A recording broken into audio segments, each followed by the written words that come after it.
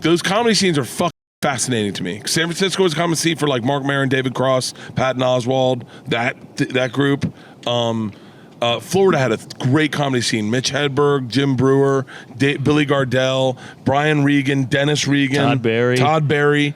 Brian Regan Tosh. Brian Regan. Tosh is Florida. Yeah, Florida's big. But Philly's Philly's always had, like, you had Big J. Okerson, Kurt Metzger, Kevin Hart. That was a good little group. But your scenes. Yeah, I mean, we'll see. I don't know what to say. Yeah, it's a good group. You got a good group of guys. You're getting awkward because you're the top dog in Philly right now, and you don't like to say that. Nah, you don't David like to admit Brenner. it. Everybody knows that you're killing it, and you're always just like, nah, man, no. But that's fucking the fun of Shane. It's like you gotta love the thing for what it is, right? Yeah. It's like Slash used to collect poisonous animals. And one day there was an earthquake, and they all got loose in his house. And everyone was like, what the fuck? And he goes, yeah, but that's why I love them. Is my house is filled with fucking poisonous animals now. Like, that's what I like. What? Like, that's fucking, yeah. But that's the thing is, like, if you there's people that don't like me, right?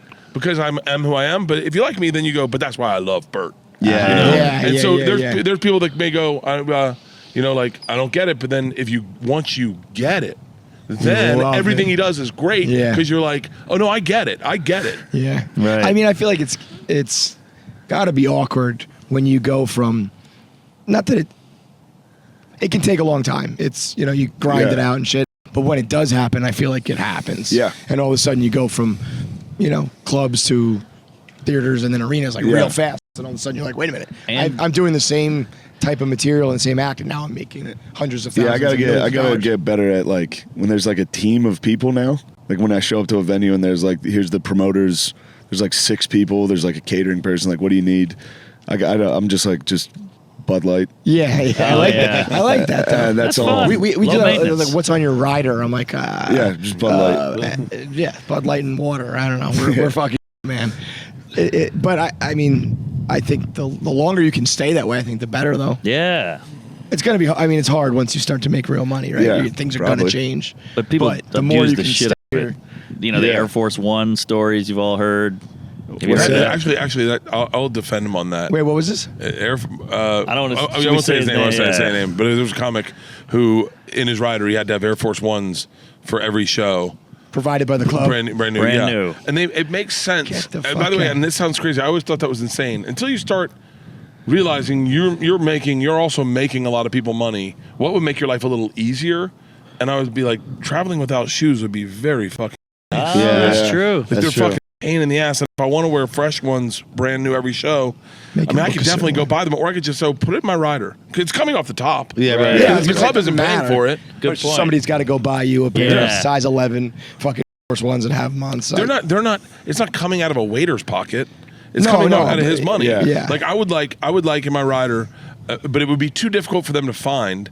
But a brand new James Purse shirt for every show. They're $70. They're expensive $80 shirts. Why are you getting a shirt? I love it because I want to take it off and throw it into the audience. But I want to have a shirt at the end of the night.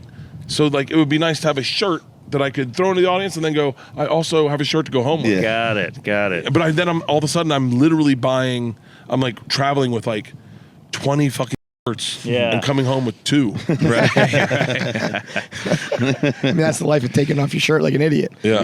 I've just been putting like toiletries and shit on my rider. Because now I don't have to buy toothpaste. I don't have to buy deodorant. Damn, that's a good idea. I just put it in my bag. That is great, I always actually. fucking get toothpaste. Every time. Deodorant and toothpaste. Same. Every time I'm like, the 2 things I absolutely need, I fucking get every time. I'll hit Rogaine. day 3. Rogaine. Be like, all right. Rogaine time. Gotta get it together, John. On your rider? I'm a rider. I have Oh, Rogaine. that's a good one. I have Rogaine.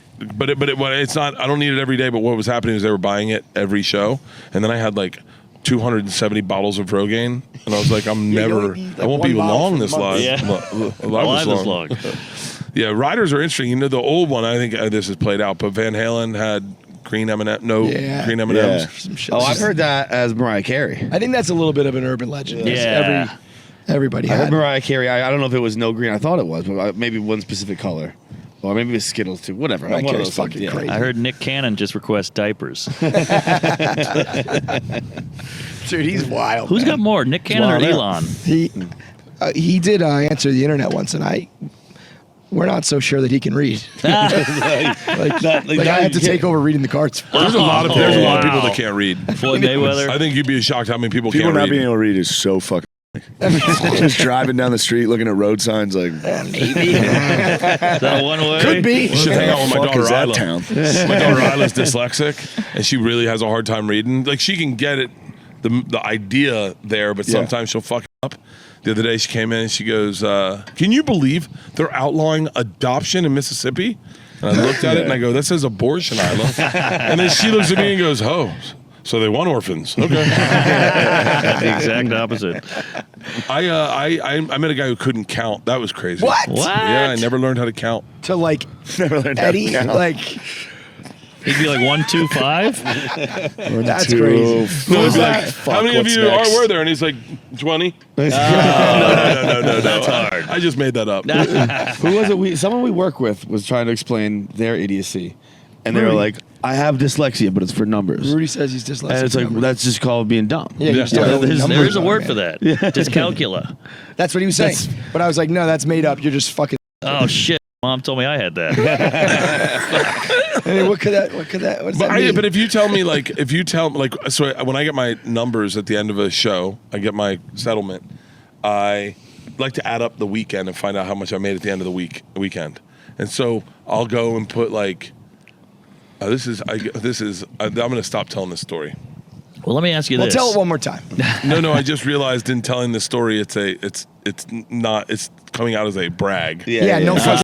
Because I gotta remember I was so about many to be like, numbers. so, As I'm you know, doing a this, couple I'm like, commas in yeah, there. and I'm like, it's like 913-074, 913-074, 913, and you go, do you make $900,000 on this show?